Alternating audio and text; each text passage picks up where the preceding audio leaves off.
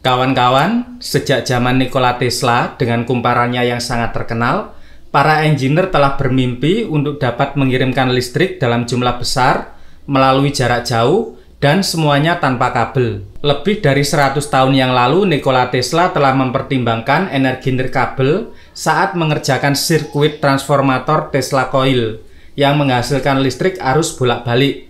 Eksperimen nyata pertama Tesla dengan listrik nirkabel terjadi pada tahun 1899 di Colorado Springs. Dia membangun osilator yang kuat dalam struktur seperti gudang menara kayu yang ditancap tiang logam 40 meter dengan bola tembaga di atasnya. Nikola Tesla menunjukkan bahwa ia dapat menyalakan bola lampu dari jarak lebih dari 3 km. Tesla Coil miliknya berhasil dengan sempurna, tetapi eksperimen tersebut membakar dinamo perusahaan listrik Colorado Springs dan memadamkan seluruh jaringan listrik kota. Setelah itu, banyak inovasi yang dilakukan untuk mewujudkan ide dari Nikola Tesla ini. Pada tahun 1975, NASA JPL Goldstone sukses mengirimkan 34 kW listrik dengan jarak 1,5 km. Pada tahun 2015, JAXA Jepang berhasil mentransmisikan 1,8 kW listrik dengan jarak 55 meter. Saat ini perkembangan listrik nirkabel sudah banyak diterapkan pada smartphone high-end, namun dengan jarak yang sangat dekat dan daya yang sangat rendah. Namun selama beberapa bulan ke depan, perusahaan startup dari Selandia Baru, yaitu Emrod, yang didukung oleh pemerintah dan perusahaan listrik besar, akan meningkatkan transmisi tenaga listrik nirkabel pada skala komersial.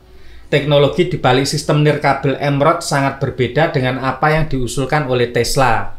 Emrod dapat menjaga sinar tetap kencang dan fokus dengan dua teknologi. Yang pertama adalah teknologi transmisi yang terdiri dari elemen radio kecil dan pola gelombang tunggal untuk membuat berkas kolimasi yang disejajarkan secara paralel. Teknologi kedua terkait dengan metamaterial yang secara efektif berinteraksi dengan gelombang radio tersebut. Ide dasarnya adalah energi diubah menjadi radiasi elektromagnetik oleh antena pemancar, ditangkap oleh antena penerima, kemudian didistribusikan secara lokal. Sistem Tesla mentransmisikan energi dengan cara omnidireksional, artinya memancarkan daya ke segala arah. Sistem Emrod menggunakan sinar terarah dan terfokus, mengirimkan daya langsung dari satu antena ke antena yang lain. Emrod menerapkan ide dari radar optik dan menggunakan metamaterial untuk memfokuskan radiasi yang ditransmisikan lebih rapat dibandingkan dengan daya nirkabel berbasis gelombang mikro sebelumnya. Sistem kuasi optikal membentuk pulsa elektromagnetik menjadi sinar silinder sehingga membuatnya benar-benar berbeda dari cara kerja menara ponsel dan antena radio, kata Dr. Ray Simkin, Chief Science Officer di Emrod. Desain antena, metamaterial, dan teknologi relay yang digunakan sangat penting karena memungkinkan mencapai tingkat kinerja tertentu, yaitu tingkat efisiensi, kehandalan, dan juga jarak. Pertimbangan keamanan yang dibangun di dalam transmisi juga diperlukan agar sistem dapat digunakan untuk tujuan komersial, terutama meminimalkan dampak radiasi yang mungkin timbul. Dengan teknologi Emrod, jarak transmisi nirkabel bisa mencapai hingga 40 km selama ada garis pandang antara antena dan pengirim serta penerima.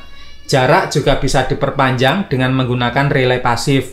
Saat ini, teknologi semikonduktor yang tersedia untuk amplifier menempatkan batas atas pada kepadatan daya antena sekitar 10 kW per meter persegi. Prototipe laboratorium Emrod saat ini beroperasi di dalam ruangan dengan jarak hanya 2 meter. Pekerjaan sedang berlangsung untuk membangun sistem demonstrasi 40 meter. Ini juga tetap ada di dalam ruangan agar kondisinya lebih mudah untuk dikontrol. Tahun depan, Emrod merencanakan uji lapangan di fasilitas jaringan listrik yang dioperasikan oleh PowerCo, perusahaan listrik terbesar kedua di Selandia Baru. Dalam sebuah email, PowerCo mengatakan bahwa mereka mendanai pengujian dengan tujuan untuk mempelajari seberapa besar daya yang dapat ditransmisikan sistem dan seberapa jauh jaraknya. PowerCo juga menyediakan bantuan teknis untuk membantu Emrod menghubungkan sistem ke jaringan distribusinya. Namun, sebelum uji coba sistem, harus memenuhi sejumlah persyaratan keselamatan, kinerja, dan juga lingkungan.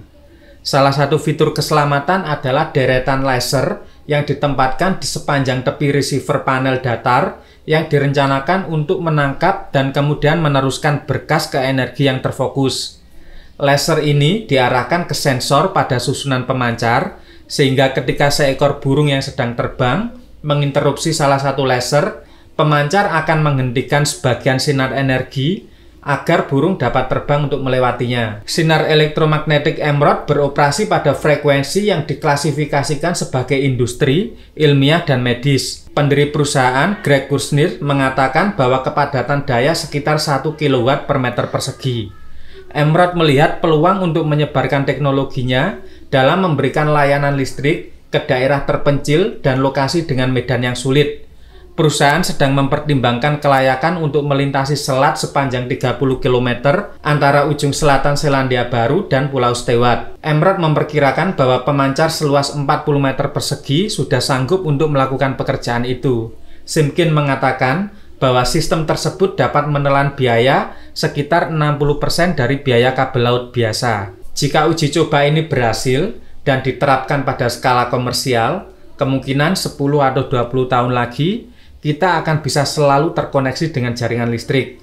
Artinya akan terjadi evolusi teknologi besar-besaran. Bayangkan saja, kita punya mobil listrik dan berbagai peralatan elektronik yang selalu terisi listrik kemanapun kita berada. Oke kawan-kawan, demikian sekilas mengenai jaringan listrik nirkabel yang sedang dirancang oleh Emerald.